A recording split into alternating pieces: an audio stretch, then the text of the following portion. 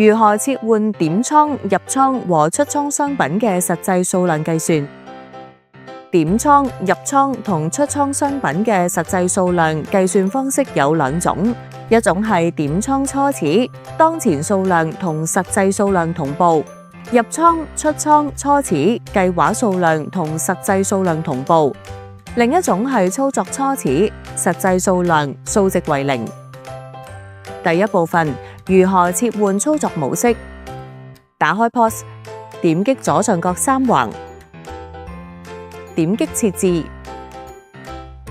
喺設置頁面，點擊一般，喺一般列表揾到倉存。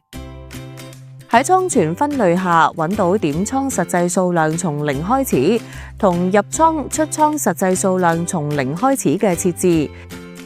啟用代表開始時實際數量為零，不啟用時代表開始時當前數量同實際數量即點倉，計劃數量同實際數量即入倉和出倉一致。